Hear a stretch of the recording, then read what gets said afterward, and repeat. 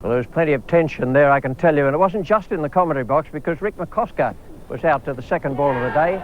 He was caught by a brash young player called Vivian Richards, and the bowler was Andy Roberts. An Australian collapse followed, and so too did the side screen. But the first shots had been both played and fired, and cricket was never going to be quite the same again. World Series cricket indelibly stamped change and innovation and imagination on centuries of traditional cricket.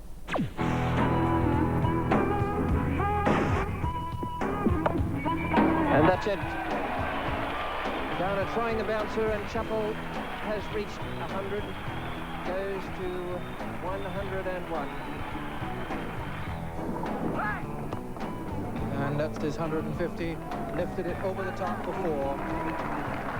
Positive shot, intentionally in the air. 4 runs to Barry Richards, carrying him on to 153. Sweep, and there it is, a magnificent 100 from Vivian Richards. That ball straying down the leg side, he swept that down to backward square leg, 3 runs. You couldn't see a better 100 than that anywhere in the world at any time. Yeah, you're right there, Bill. Superb 100. And he's taking his hat off and holding his bat up, acknowledging the crowd. 3 runs to Greg Chappell. He's up his 200 runs.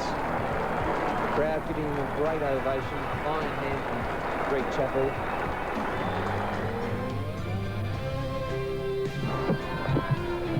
Oh, good bouncer. Beaten, that's out. A beautiful delivery from Michael Holding. Oh, it's hit him. Hit him somewhere around about the shoulder or neck. Oh! And he's gone. He's gone. 6 for the morning. Oh, nasty one. And he's bowled him.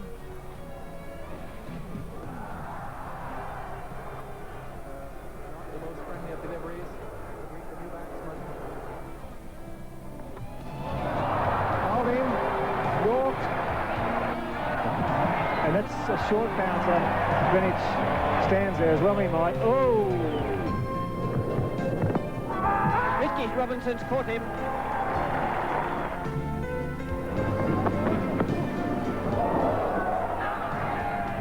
That's the bounciest bouncer we've seen today. Oh, that's got to be close. Douglas Tanghu's given him out, and the Australians have broken through right at the end of the day in the last over.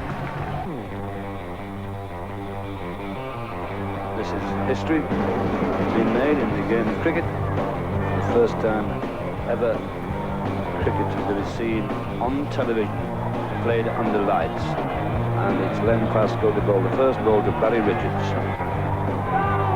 And the first ball under lights. The history of Australian cricket is a no ball. The Australians out in their gold colours. Australians look absolutely fantastic in the field in their gold-coloured outfits. Terrible shot by Viv Richards. The West Indies taking their chance and pick up a single to Wayne Daniel, and then take their chance that Joel Garner can hit a boundary off the last ball. They've had their conference, and will have decided that, or that Wayne Daniel goes for the doctor with this second last delivery, Malone. He's hit it many a mile. He's 6 for 6. It's over. A magnificent hit from Wayne Daniel. Rick Malone pitching down the wet side, and look at the jubilation in the West Indian room, and rightly so. It's all bowling, but a great shot out of the ground at Theobald Park for 6 runs, and what a finish to a magnificent match.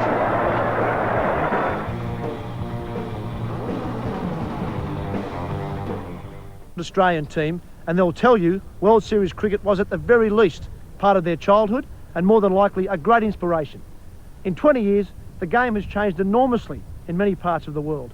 Tim Sheridan finishes our story with the legacy of World Series cricket.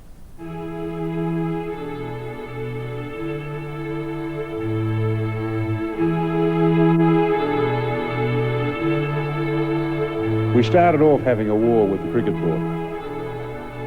We ended up being friends with them, And between them and us, I think we've ended up doing a service for cricket, which has been good for the game, good for the individuals, and good for the general public.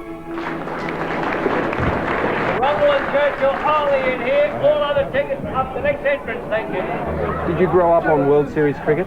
Yeah, that was the first thing I watched. I was watching one-day cricket first, and then I started watching Test cricket because it was easy to understand. So it was World Series that got you? Yeah, definitely. What are your earliest memories of World Series? Oh, the West Indies. Seen it on TV. For sure. The West Indies versus Australia. Yep. Willie and Tom had taken their heads off. Australia trying to beat the West Indies, for sure. It's a show. It's not a game, it's a show. Lily's pounding down like a machine. Pascoe's making divots in the green. Marsh is taking wickets. Hooks he's clearing pickets. And the Chapel's eyes have got that killer gleam. Come on, Aussie, come on, come on. Come on, Aussie, come on, come on, come on. If fans are the lifeblood of any sport, the greatest legacy of World Series cricket is that it made the game more inclusive. A broader demographic was a boom for all forms of media, which explains how World Series cricket quickly became a publicity juggernaut. Back with Imran Khan now, bowling to Marsh.